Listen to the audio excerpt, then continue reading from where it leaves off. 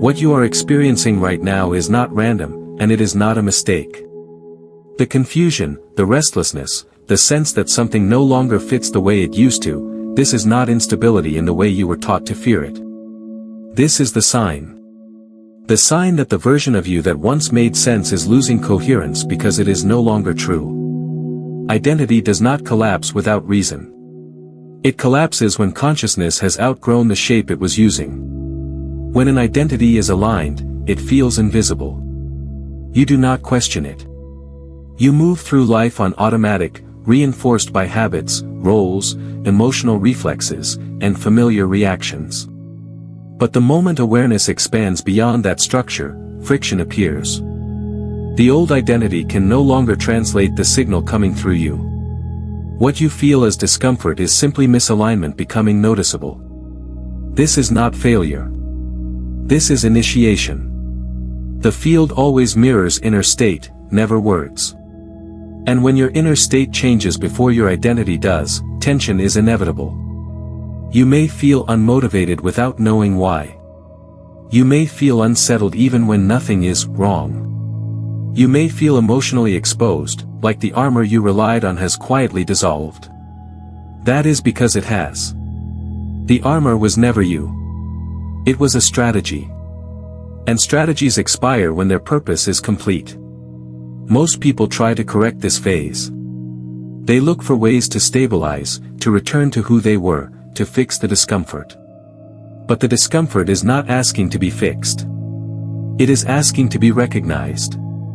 Recognition, not effort, creates the shift. The moment you stop interpreting this collapse as a problem, you stop feeding resistance into the field. The moment you allow it to be what it is, the process accelerates naturally. This is the law: forcing repels, calm receptivity attracts. The more you try to hold the old identity together, the more strain you feel. The more you allow it to loosen, the more space opens. Expansion always begins with disorientation because the familiar reference points disappear first. This is not because you are lost. It is because you are no longer confined. Emotion is frequency, and frequency is instruction to the field. The emotions arising now are not enemies. They are signals guiding you out of a structure that cannot carry you forward.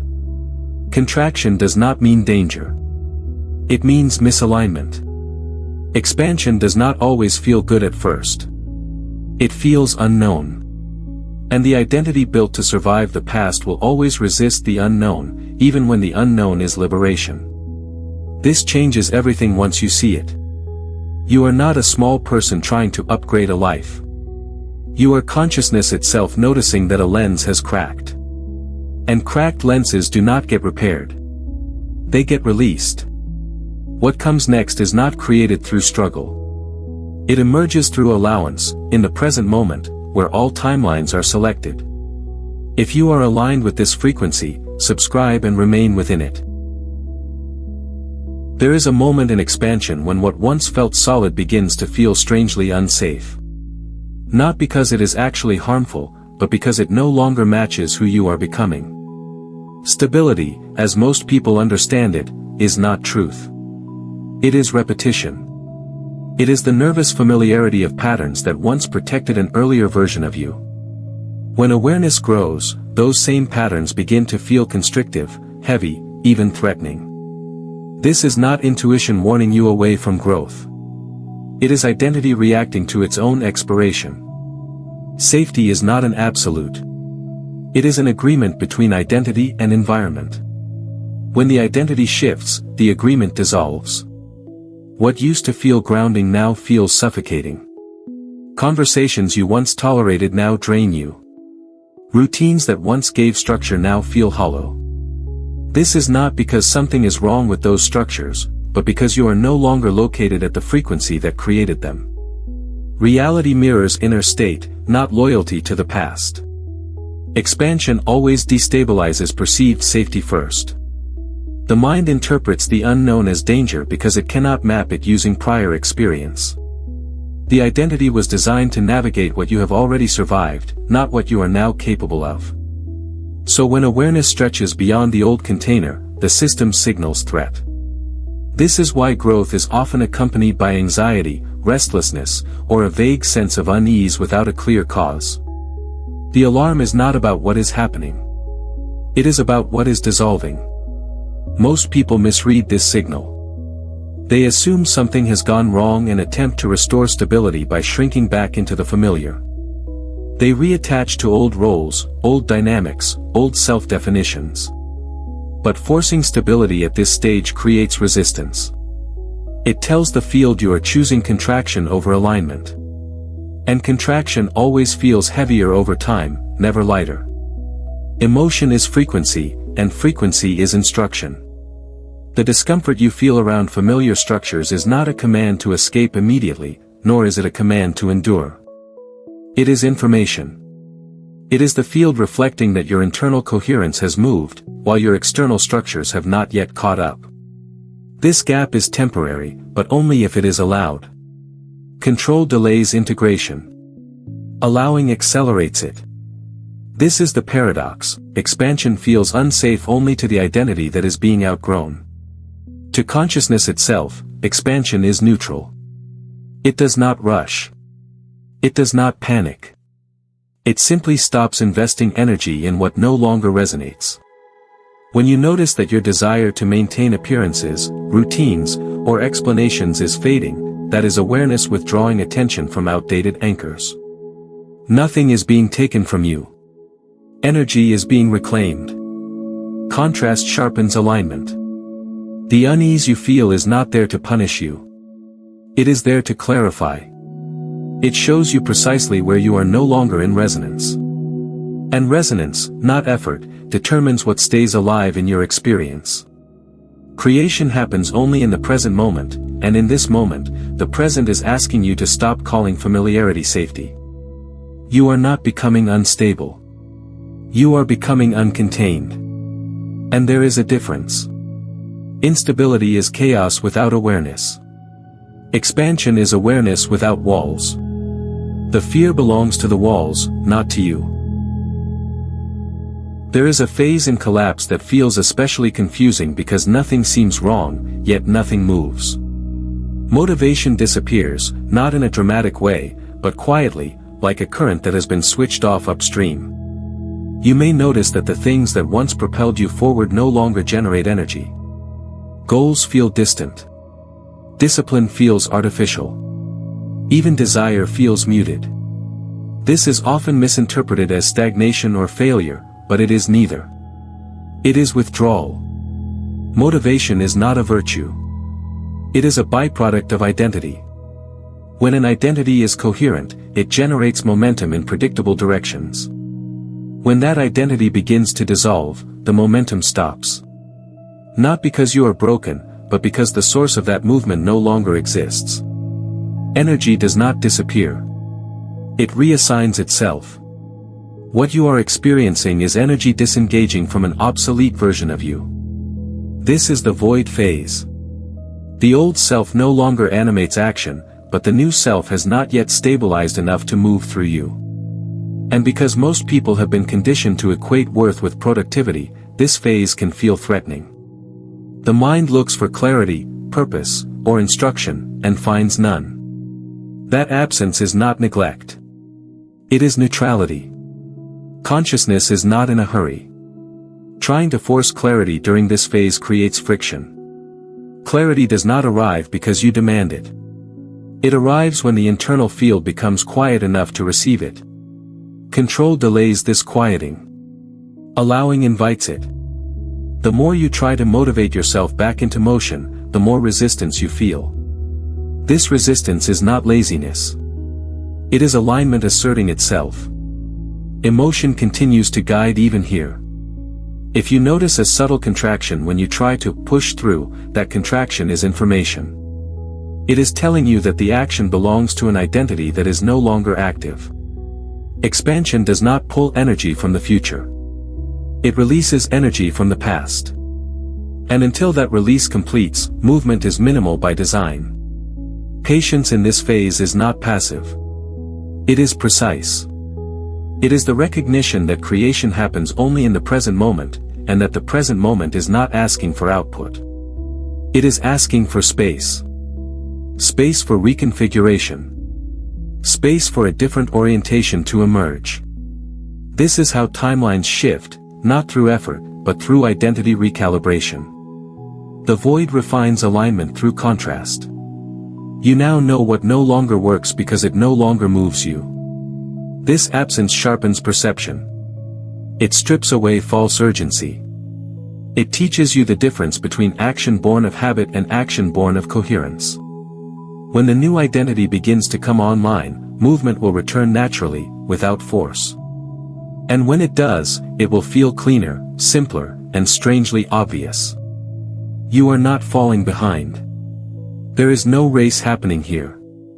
There is only a system reorganizing itself around a truer center. The old self cannot take you where awareness is now pointing, so it steps aside.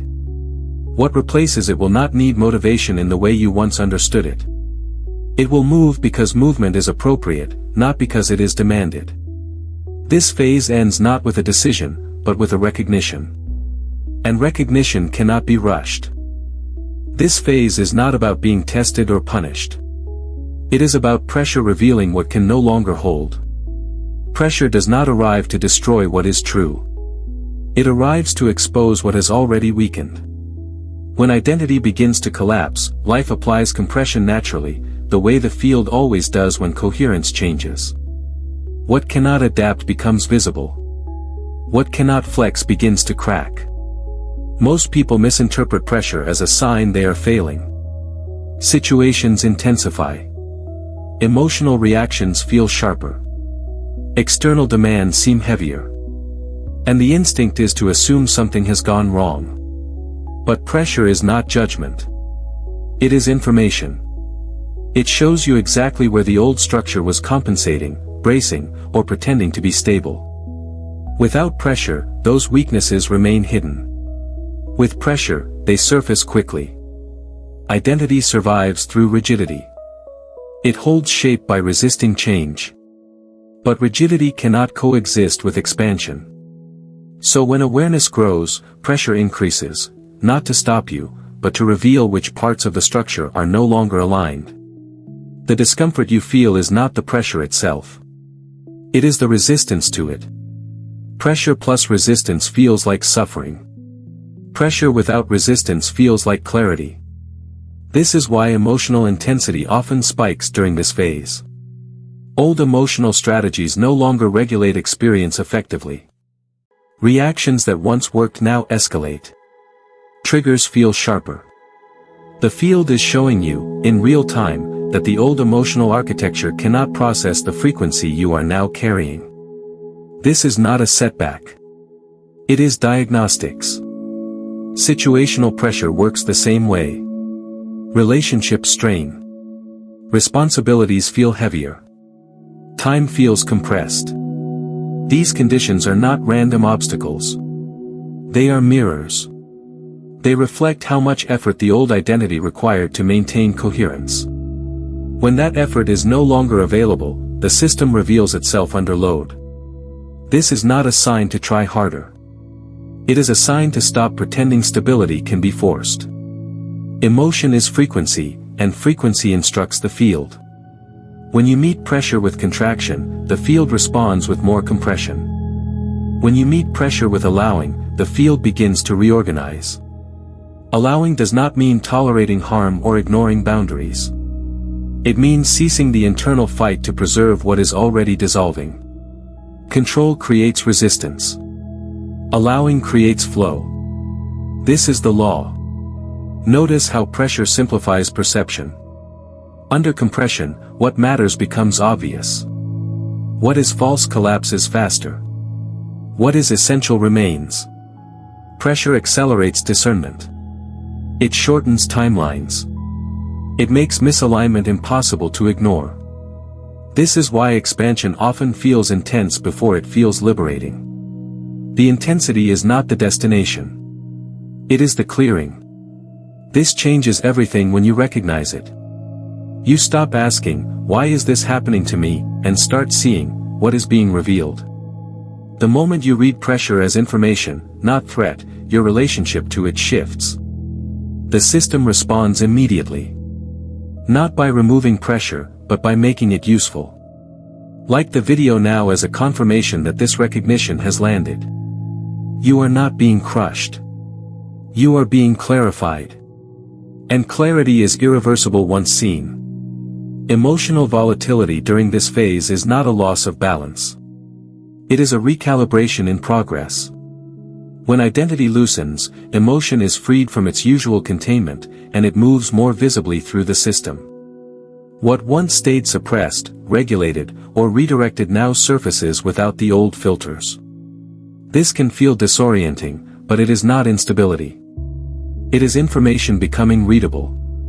Emotion is not a problem to solve. Emotion is frequency, and frequency is instruction to the field.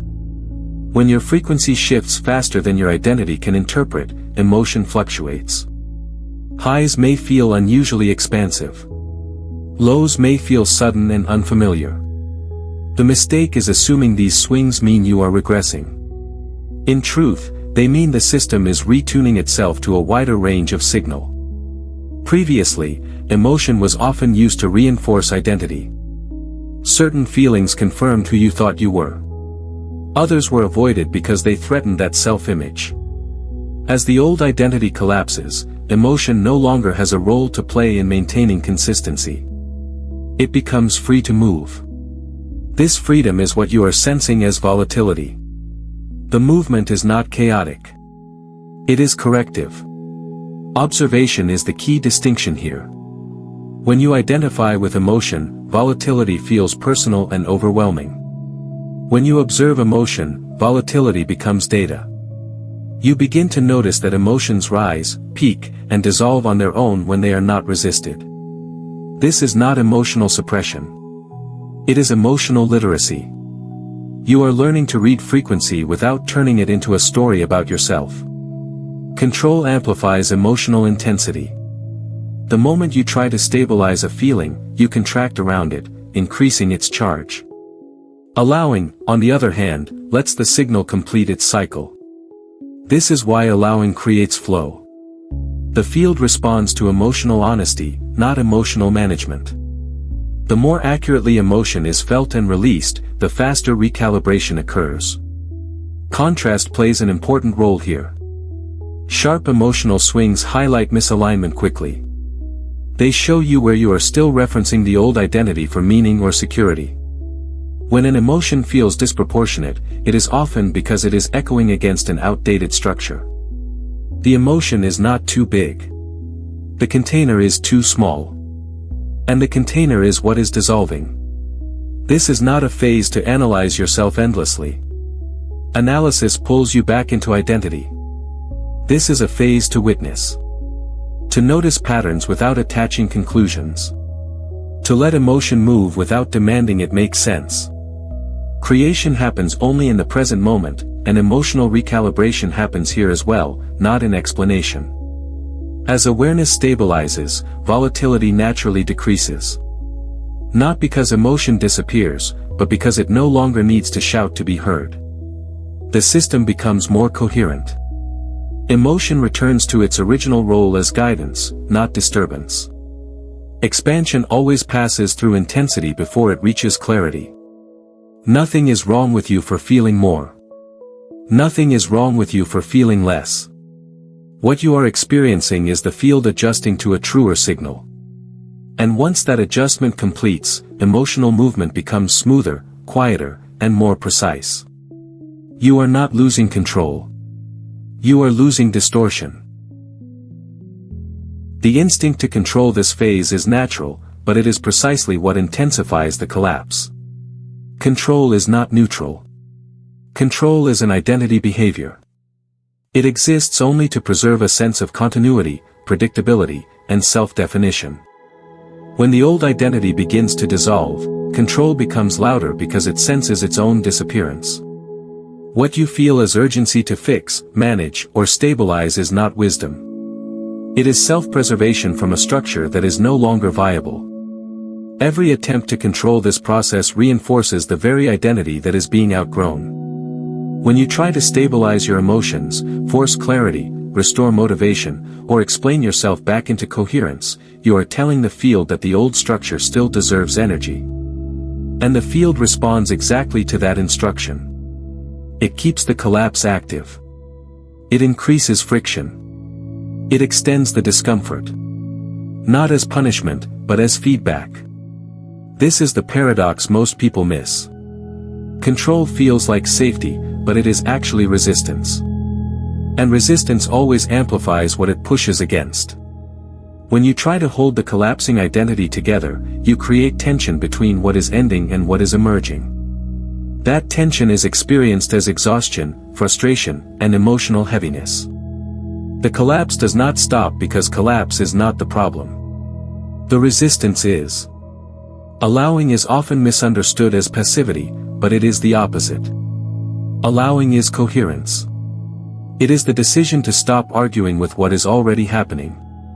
When you allow, you remove the identity-based commentary that says something must be different for you to be okay. You stop feeding the old structure with attention. And what is not fed dissolves on its own. Reality mirrors inner state, not effort.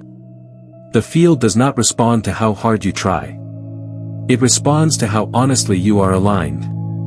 When you allow the experience without labeling it as wrong, the system reorganizes naturally. This is how flow replaces force. This is how expansion stabilizes itself without intervention. Control also distorts timing. It creates impatience. It convinces you that something should already be resolved. But creation happens only in the present moment, and the present moment is never late. The collapse unfolds at the exact speed required for integration. When you stop trying to speed it up or slow it down, time itself feels less oppressive. Contrast refines alignment here. Notice how control feels in the body. Tight. Contracted. Urgent. Then notice how allowing feels.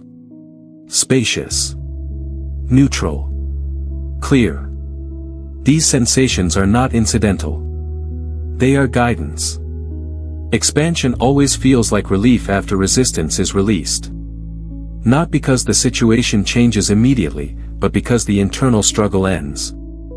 This is the law: forcing repels, calm receptivity attracts. The moment you stop trying to manage the collapse, you stop amplifying it. The moment you allow it, it completes itself. The old identity does not need to be dismantled. It needs to be unfed.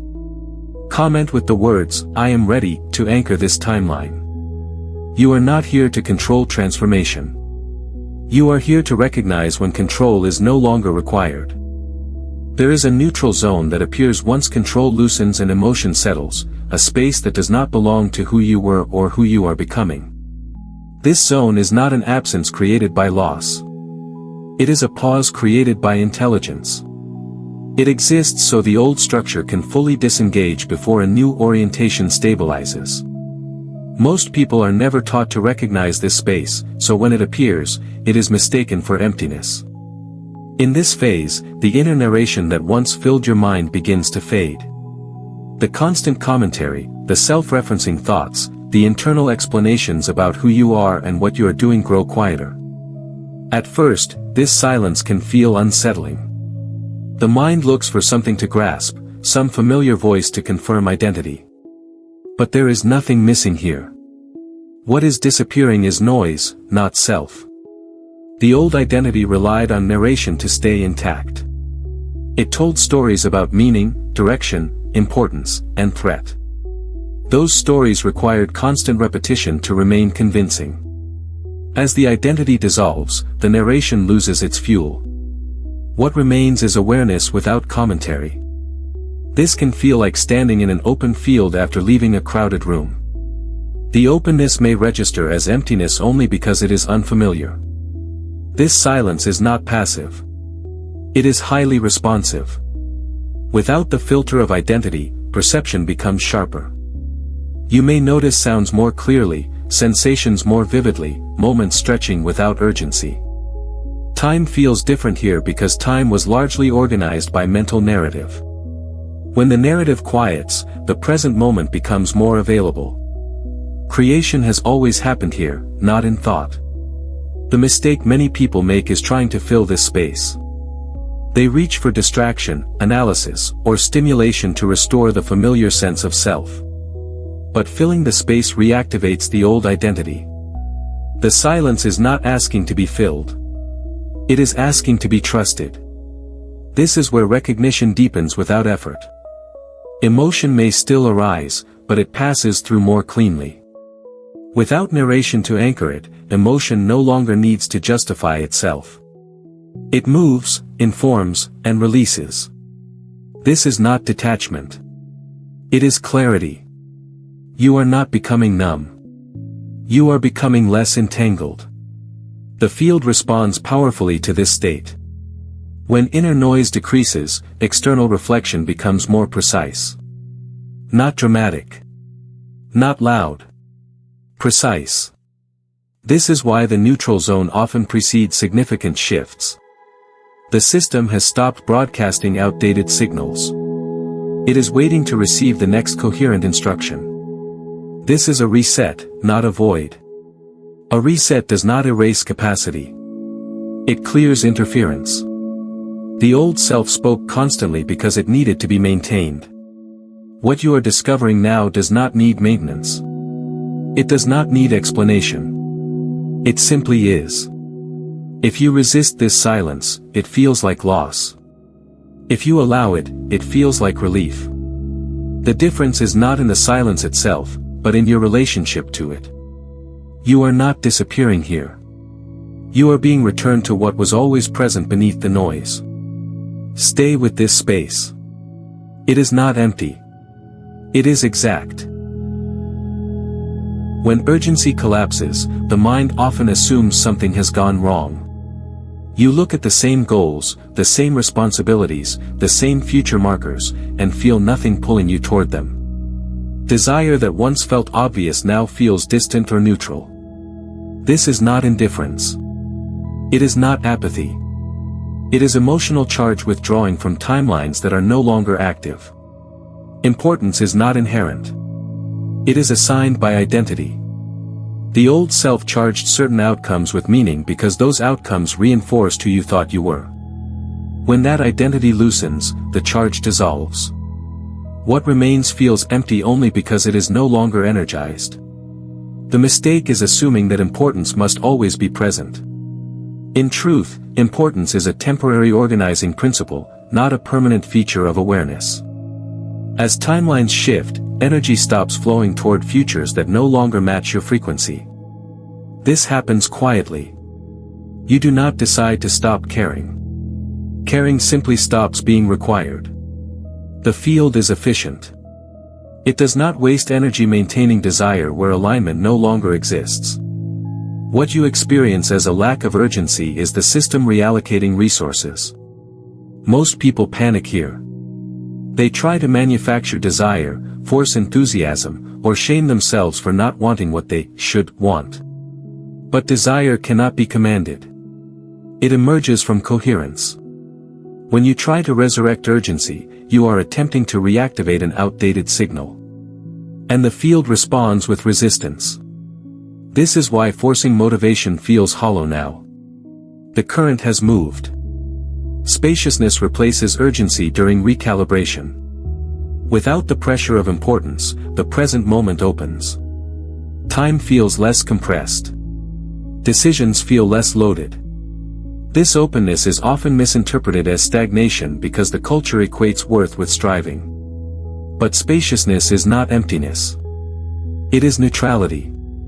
It is awareness no longer being pulled forward by unfinished identity business. This phase teaches discernment.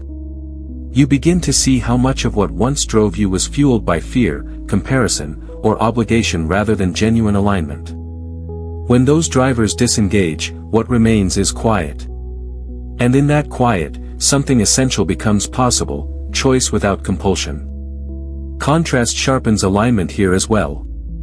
By removing urgency, the field shows you what still matters when nothing is pushing. When desire returns, it will be cleaner. Simpler. It will not scream. It will feel obvious. Until then, nothing being important is not a problem to solve. It is a state to recognize. Creation happens only in the present moment. And the present moment does not require urgency to function. It requires presence. When importance collapses, presence expands. You become more available to subtle signals, intuitive nudges, and unforced movement. This is how new timelines are selected, not through pressure, but through resonance. You are not losing direction. Direction is being redefined. The old map no longer applies, so the markers fade. This does not mean you are going nowhere. It means you are no longer being dragged by destinations that were never meant to be reached. What you are experiencing is coherence without agenda. And from this state, what is truly aligned will eventually speak for itself. As identity loosens and urgency fades, the body begins to recalibrate. This recalibration is subtle, but it is real. The nervous system has been conditioned to operate within a narrow bandwidth of presence, one shaped by vigilance, anticipation, and constant self-referencing. When those signals quiet, the system does not immediately know what to do with the extra space. So it adjusts. Slowly. Intelligently. You may notice a desire for more rest, more stillness, less stimulation. This is not weakness. It is not withdrawal. It is integration. The body is learning how to function without the chronic tension that once held the old identity together. When that tension dissolves, the system needs time to establish a new baseline. A quieter one. A wider one. The nervous system does not expand through effort. It expands through safety. And safety, at this stage, is created by absence rather than activity. Reduced stimulation allows signals to reorganize. Rest allows new patterns to stabilize. This is why pushing through fatigue now feels counterproductive. The body is not asking for discipline.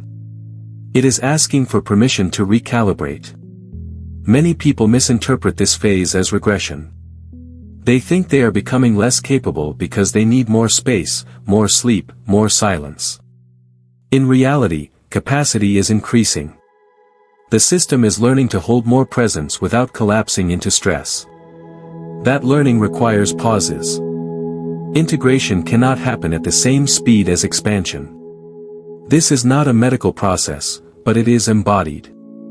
Awareness does not live separate from the body. When awareness widens, the body must adapt to conduct that signal. Old survival responses soften. Hypervigilance decreases. The constant readiness to react begins to fade. And as it fades, the body may feel unfamiliar. Less driven. Less tense. Less braced. This unfamiliarity is often mistaken for something being wrong. Nothing is wrong. The baseline is shifting. Emotion may still move through the system, but it does so with less charge. Sensations may feel more pronounced because they are no longer drowned out by mental noise. You may feel more sensitive to environments, sounds, or interactions. This sensitivity is not fragility. It is perception returning to a natural range after years of compression. Rest during this phase is not escape. It is participation. By allowing the body to slow down, you are cooperating with the recalibration rather than resisting it.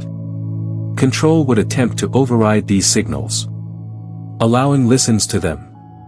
And the field responds differently to each. Creation happens only in the present moment, and the present moment is experienced through the body. A nervous system that is constantly overstimulated cannot stay present. It is always preparing for what comes next. As the system settles, presence deepens. Time feels less rushed. Experience feels more spacious. This is not accidental. It is foundational. Reduced stimulation is not meant to be permanent. It is transitional. Once the new baseline stabilizes, engagement returns naturally, but without the old strain. Action emerges from clarity rather than compulsion. Energy flows without force. The body knows how to do this. It has done it before, every time you moved into a new level of coherence. Trust the signals. They are not slowing you down. They are making you sustainable. There is a phase in expansion where the future seems to go quiet. Plans stop gaining traction. Manifestation techniques that once produced results now feel ineffective. Effort meets no response. This is not because the field has stopped listening. It is because timelines are reorienting. When identity shifts, the future reorganizes itself around the new signal, and during that reorientation, the old feedback loop goes temporarily offline. The future does not respond to desire alone. It responds to identity. Every timeline you experience is a reflection of who you are being, not what you are wanting. When the old identity collapses, the future that was calibrated to it loses relevance. It cannot mirror a signal that is no longer being broadcast. So it pauses. This pause is often misread as stagnation, but it is actually precision. Manifestation stalls during this phase because the instructions being sent are inconsistent. The mind may still want outcomes associated with the old self, but the frequency underneath has shifted. The field always mirrors inner state, not words or techniques. When there is a mismatch between desire and identity, the field withholds response. Not as denial, but as correction. This is where many people attempt to double down. They affirm harder. They visualize more intensely. They search for missing steps. But effort does not repair misalignment. It amplifies it. Trying to force the future to respond keeps attention anchored to an identity that is no longer active.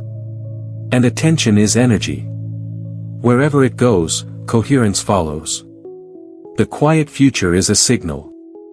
It tells you that the old trajectory has completed. The future you were moving toward belonged to who you were, not who you are becoming. When that becomes clear, resistance often arises. The mind wants reassurance. It wants proof that something is still happening. But creation does not require reassurance. It requires alignment. This is the moment where recognition replaces effort. Recognition that the pause is intentional. Recognition that no response is itself a response. The field is waiting for the new signal to stabilize before reflecting it back. Timelines are selected through identity and vibration, not urgency. And vibration cannot be rushed. Contrast refines desire here. By removing access to the old future, the field prevents you from defaulting back into familiar outcomes. It creates a gap. In that gap, awareness clarifies. What remains compelling will do so without pressure. What fades was never meant to continue. Creation happens only in the present moment. When attention is pulled into worrying about the future's silence, presence collapses. When attention rests in what is actually here, coherence strengthens. And as coherence strengthens, the future begins to respond again, not to who you were, but to who you are now. This is not a failure of manifestation. It is an upgrade. The old future cannot follow you into a new identity. It must dissolve first. When you stop trying to revive it, you make space for a different horizon to emerge. One that does not require force, persuasion, or effort to sustain. The future is not ignoring you. It is recalibrating to meet you where you are becoming. Effort has been overvalued because it gives the identity something to do. It creates the feeling of progress, even when nothing is actually shifting. Recognition works differently. Recognition does not move toward a future. It reveals what is already true. And timelines do not respond to motion. They respond to coherence. A timeline is not selected by strategy. It is selected by who you are being when nothing is forced. Action can only express alignment after it exists. It cannot create it. When you try to act your way into a new timeline, you are still operating from the assumption that something is missing. That assumption is an identity signal. And the field mirrors it precisely. Recognition collapses effort because recognition ends the search. The moment you see something clearly, you stop trying to get there. You stop preparing.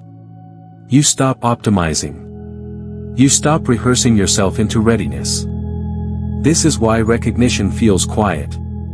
It does not need reinforcement. It does not argue. It simply settles. Most people confuse recognition with thought. They believe they understand something because they can explain it. But explanation is not alignment. You can explain a truth while still living from its opposite. Recognition is different. Recognition changes your relationship to reality without requiring you to decide anything. Behavior adjusts on its own because identity has already shifted. This is why effort often backfires during expansion. Effort is rooted in tension. It implies distance between where you are and where you think you should be. That distance becomes the frequency you broadcast. And the field responds by maintaining it. You keep working towards something that never quite arrives, not because you are doing it wrong, but because the effort itself is the instruction. When recognition occurs, distance collapses. There is no longer a future self to become. There is only a present coherence to embody. Timelines reorganize around this immediately, though not always dramatically. Subtle shifts begin first. Different responses. Different opportunities. Different timing. Not because you earned them, but because they now match you. Recognition also removes urgency. You no longer feel pressed to prove, secure, or confirm anything. This absence of urgency is not indifference. It is certainty without narrative. And certainty without narrative is powerful because it cannot be destabilized by contrast. It does not need conditions to hold. Identity-level alignment happens when you stop asking what to do and start noticing what is already obvious. What feels clean? What requires no justification? What does not require you to tense in order to sustain it? These are not preferences. They are signals. They tell you which timeline is active now. Creation happens only in the present moment, and recognition happens only here as well. You cannot recognize something tomorrow. You recognize it now, or not at all. When you are present enough, effort naturally falls away because it is no longer useful. You do not effort your way into recognizing gravity. You simply stop resisting it. This is the shift. Not from inactivity to action, but from effort to knowing. From forcing to allowing. From chasing outcomes to inhabiting coherence. Once this is seen, it cannot be unseen. And once it is lived, timelines rearrange themselves around you without instruction. This is not a technique. This is the law. When the field shifts, it rarely announces itself. There is no dramatic signal, no clear marker that says something has changed. This is because the most significant movements happen beneath identity, not on the surface of events. The field reorganizes quietly, and it expects perception to mature enough to notice subtle coherence rather than demand spectacle. One of the first signals is a change in reaction. Situations that once triggered immediate emotional responses now pass with less charge. You still notice them, but they no longer pull you into automatic patterns. This is not detachment. It is alignment. Reaction requires friction between identity and experience. When that friction dissolves, reaction softens. This is one of the clearest confirmations that something fundamental has shifted. Another signal is a change in how time is experienced. Time may feel slower, wider, or strangely neutral. You may notice less urgency around schedules, deadlines, or future outcomes. This is not procrastination. It is presence expanding. When identity loosens, time stops being used as a tool for self-management. The present moment becomes sufficient on its own, and the pressure to move forward eases naturally. You may also notice that your attention reorganizes itself without effort. Certain conversations no longer hold you. Certain information no longer interests you. Certain dynamics no longer feel relevant. This is not avoidance. It is coherence withdrawing energy from what no longer matches. Attention is one of the most accurate indicators of alignment. Where it rests effortlessly tells you more than what you try to focus on. The field also communicates through simplicity. Problems that once felt complex lose their weight. Decisions feel clearer, not because you have more data, but because fewer options resonate. This narrowing is not limitation. It is precision. As frequency stabilizes, unnecessary variables fall away. What remains feels obvious rather than exciting. Many people miss these signals because they are waiting for proof. They expect visible transformation, dramatic outcomes, or immediate results. But the field does not confirm shifts through drama. Drama belongs to identity. Coherence belongs to quiet. When you are aligned, you do not need constant confirmation. You notice alignment because it reduces noise. Another subtle signal is how you relate to uncertainty. You may find that not knowing feels less threatening. Gaps no longer provoke anxiety.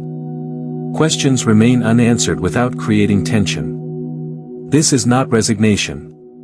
It is trust without narrative. When the system is coherent, it does not require constant explanation to feel safe. Contrast still exists, but it no longer destabilizes you. Challenges arise without pulling you out of presence. You respond instead of react. This responsiveness is not something you practice. It emerges automatically when identity loosens its grip. The field mirrors this by offering experiences that require less defense. Creation happens only in the present moment, and subtle signals can only be perceived here. When you are scanning the future for confirmation, you miss what is already evident. The shift has already occurred if you are noticing these quiet changes. The field does not rush to convince you. It waits for you to notice. Do not dismiss subtlety. Subtlety is the signature of alignment. When the field has shifted, it does not need to shout. It simply becomes easier to be where you are. There comes a moment in this process that does not arrive with fireworks or emotion, but with a quiet remembering. It is not an achievement. It is not an insight you work toward. It is a recognition that gently reveals itself once enough noise has fallen away. This moment is not about becoming something new. It is about noticing what was never absent. You begin to see that the identity you believed you were was never the source of awareness. It was a lens. A filter. A temporary configuration through which experience moved.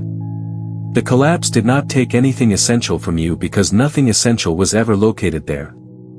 What fell away was a structure designed to navigate contrast, not the consciousness doing the navigating.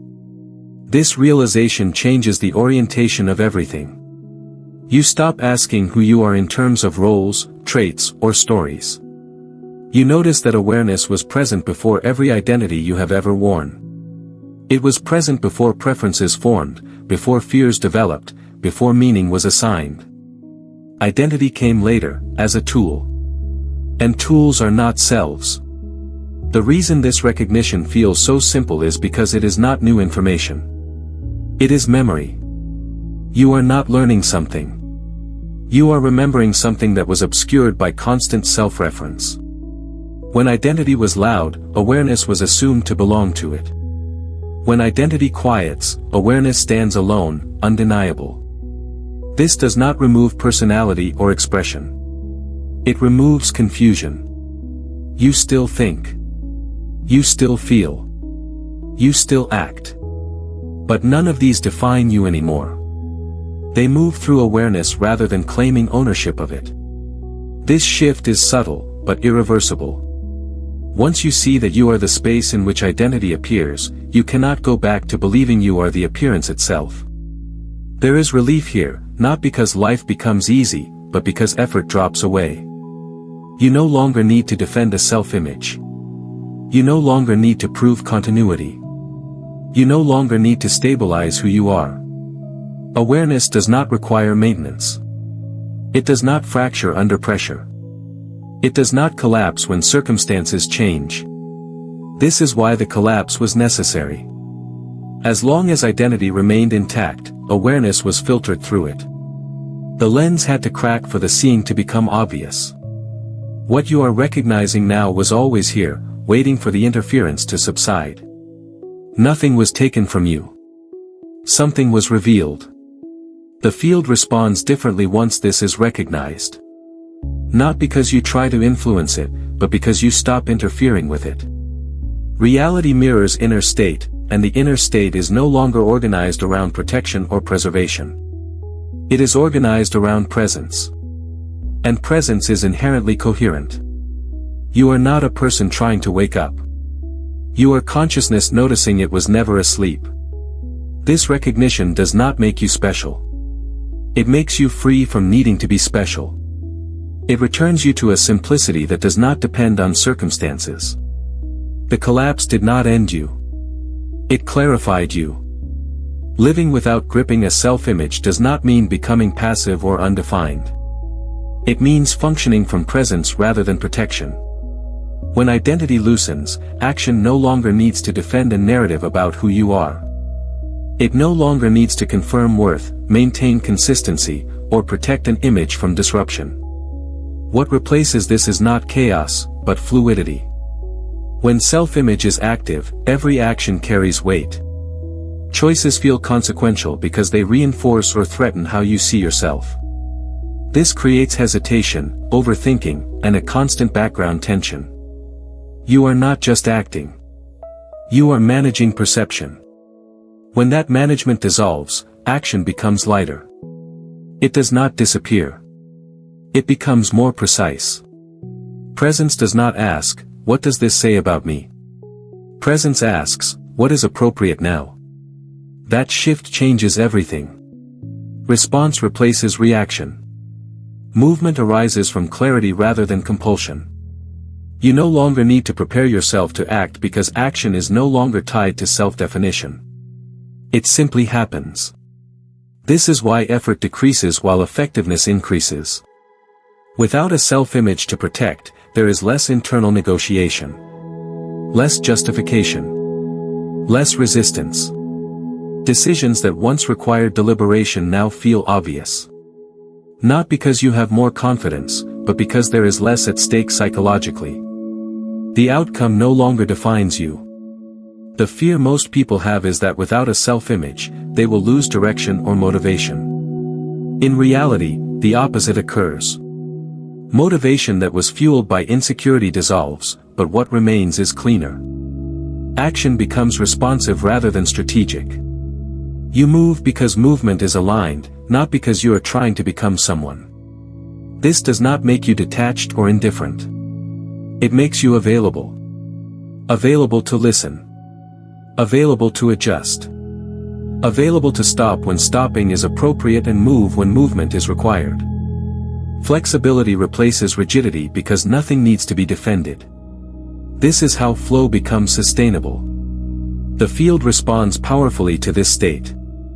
Reality mirrors inner state, and an inner state free of self-protection broadcasts coherence. Opportunities arise without force. Interactions simplify. Conflict loses its grip because there is no identity invested in winning or maintaining position. You are still engaged, but not entangled. Contrast still exists, but it no longer threatens you. Feedback is received as information rather than judgment. Mistakes do not collapse your sense of self because there is no fixed self to collapse. Correction happens quickly. Learning accelerates. Growth becomes less dramatic and more consistent. This is not about suppressing personality or preference. Expression remains. What changes is attachment. You can express strongly without clinging. You can change direction without shame. You can be wrong without self-punishment. These capacities emerge naturally when self-image is no longer the reference point. Creation happens only in the present moment, and presence functions best without narrative weight. When you are here, fully, action aligns itself. There is nothing to prove and nothing to protect. This is not a withdrawal from life. It is deeper participation without friction. Living this way does not make life smaller. It makes it clearer. And clarity moves faster than effort ever could. What you have been moving through was never a breakdown. It was an invitation. Not an invitation sent by circumstance or fate, but one issued by consciousness itself when it outgrows the form it has been using. The collapse of identity was not an interruption to your life. It was the moment your life became participatory rather than reactive. Every phase you experienced served a precise function. The discomfort signaled misalignment. The loss of motivation withdrew energy from outdated structures. The pressure exposed what could no longer hold. The emotional volatility recalibrated frequency. The silence reset perception. The stalled future prevented regression. None of it was accidental. None of it was excessive. The field does not waste movement. Identity collapses only when it has completed its role. It was never meant to be permanent. It was a scaffold, not the structure. And once awareness stabilized beyond it, the scaffold had to dissolve. Holding on to it would have limited what could come next. Letting it fall created access. This is the moment where everything integrates. You are no longer trying to become something. You are no longer fixing, forcing, or proving. You are participating consciously. Participation does not mean control. It means resonance. You respond from presence rather than strategy. You allow rather than manage. You recognize rather than chase. Reality mirrors inner state, not effort. And the inner state now is quieter, clearer, less defended. From this state, action arises naturally. Not as a means to secure identity, but as an expression of coherence. You do not need to know where this leads to move correctly. You only need to remain aligned now. Contrast no longer confuses you. It refines you. Emotion no longer defines you. It guides you. The present moment is no longer something to escape. It is where creation happens.